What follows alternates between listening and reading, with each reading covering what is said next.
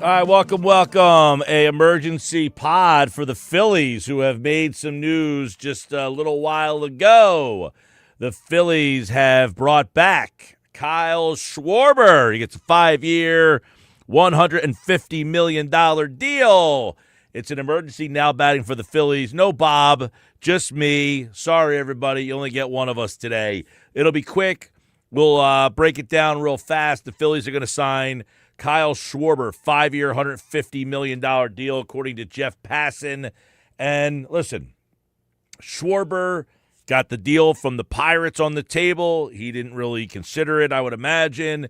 But 240, 56 homers, 132 ribbies. He put up the season that you would want to put up if you, in fact, want to be a free agent. You would say, hey, I'm going to be a free agent this year. I might as well hit 56 homers.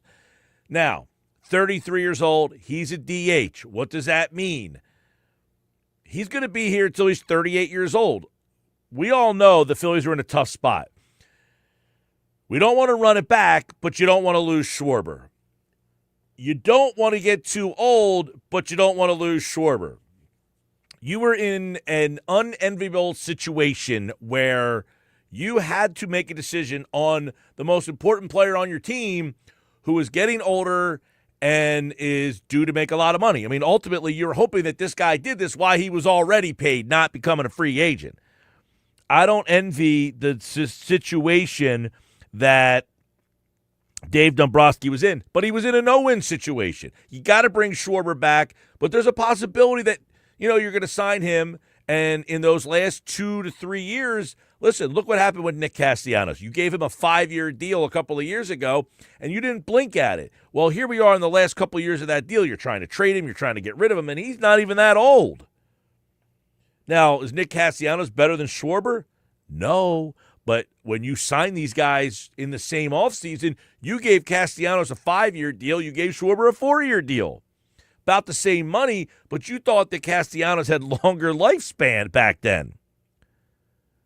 So, ultimately, the Phillies were in a no-win situation, but they had to do this. Like, you almost have to do this. If you let Kyle Schwarber walk, you lose the PR game. It's a nightmare, and especially if the Mets are involved. Can you imagine Schwarber walking to the plate wearing a Mets uniform? It would be an epic failure. So you're in a situation where you had to sign Schwarber. Now, I'm not saying this was a bad move. I'm not saying it's a great move. They were in a no-win situation, and I think it's a move they have to do. 5 years, 150. It doesn't sound like it breaks the bank. It's not a ridiculous $300 million deal like you give to Bryce Harper or even Trea Turner. But here's what I would say. Now, money-wise, Those guys got $300 million contracts. Schwarber, $150. It's a much more manageable number, only 5 years. So he stays with the Turner and the Harper and that whole thing. If you're Schwarber, you broke the bank. You stayed in the spot. Now the question is, what happens?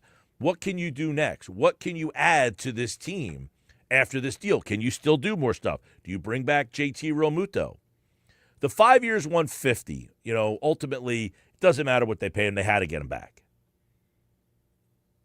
They signed him for 4 years and $79 million the first time, and he turns it into this.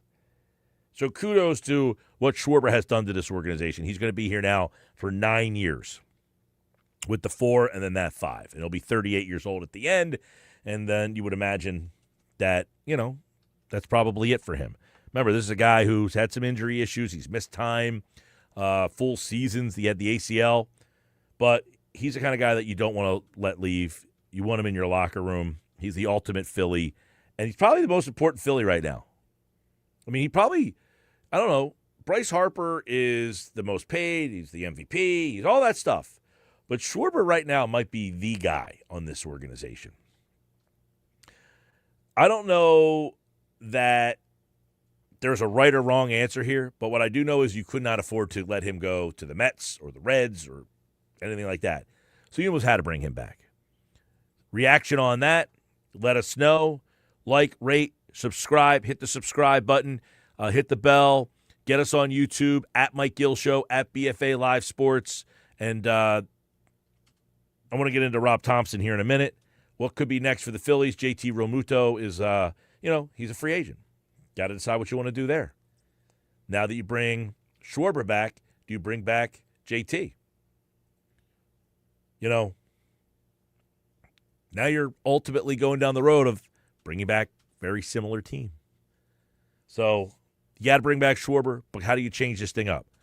Heard Preston Mattingly last night. I think he was on MLB Network. He acknowledged that they're trying to get a change of scenery for Nick Castellanos. Okay, so you're going to change up the right field spot. How will that make the team look different? Right field will be different. Fine.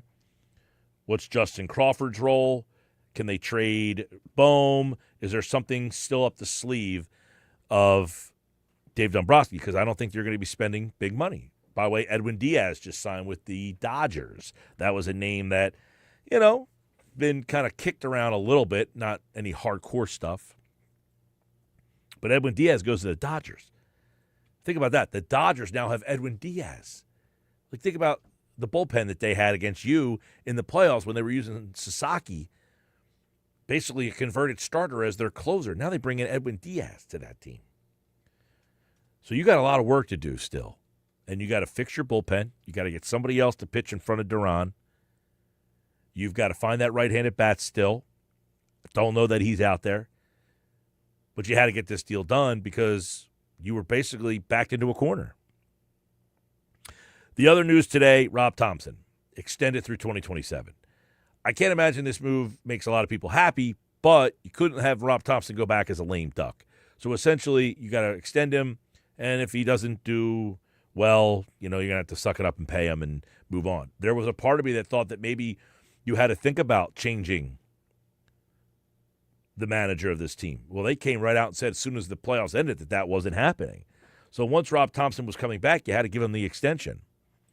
There's a lot of debate about Rob Thomson. He is the lightning rod conversation, if you will.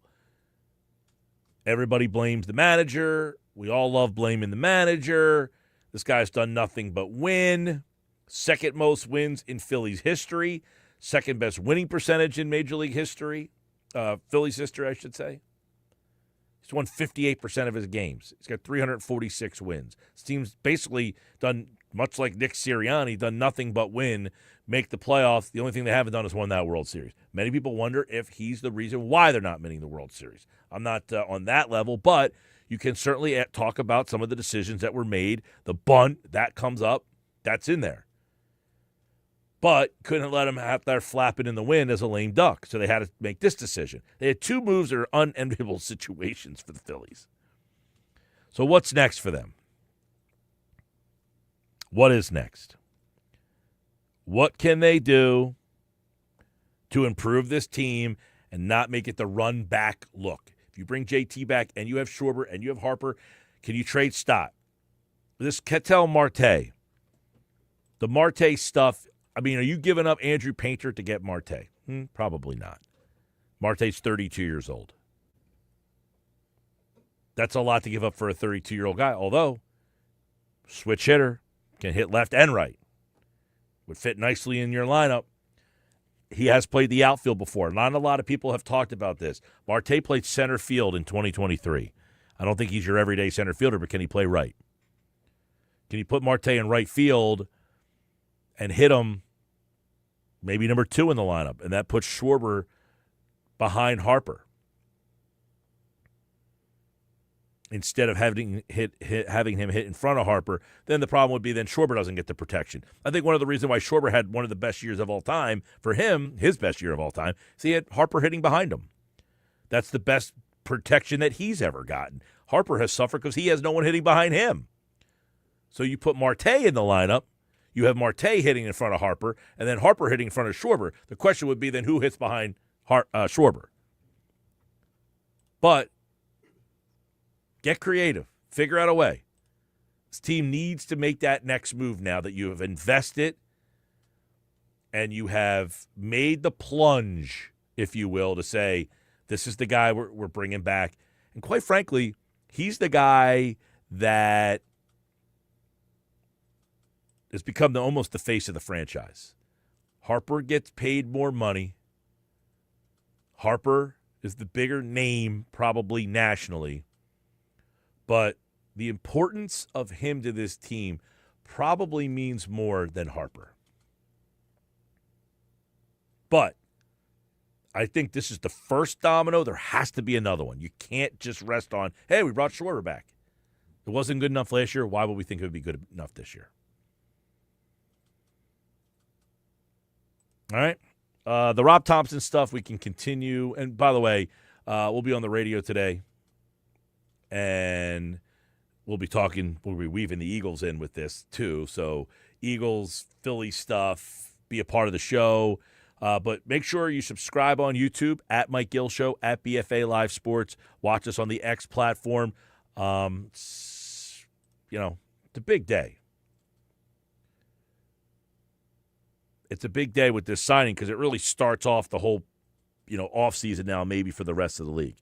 So, but the Schwarber thing is big. 5 years, 150. I mean, he's the highest paid guy, in terms of yearly on this team. So the pressure now, I won't say shifts from Harper to Schwarber, but you got this duo and really the trio. You got a $300 million guy in Turner too. Don't just discount that. That trio has to perform and produce, but they've got to find the complementary pieces. This is like a NBA team that has their big three, but now needs the role players.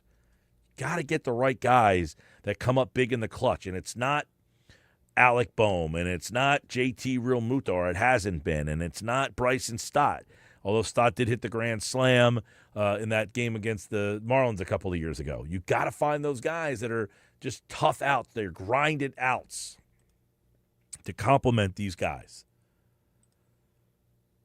All right, that's a quick now batting for the Phillies. No Bob today. We'll catch up with Bob. We'll have our as the offseason continues on, we'll continue to put out some stuff. And check us out on the BFA Live Sports YouTube channel. Share, subscribe, hit the bell, all that good stuff. We're back with when breaking news happens. We'll have it for you here. All right, everybody. Appreciate you all chiming in, checking in real fast. And we'll have more on the radio at 2 o'clock. Talk to you then.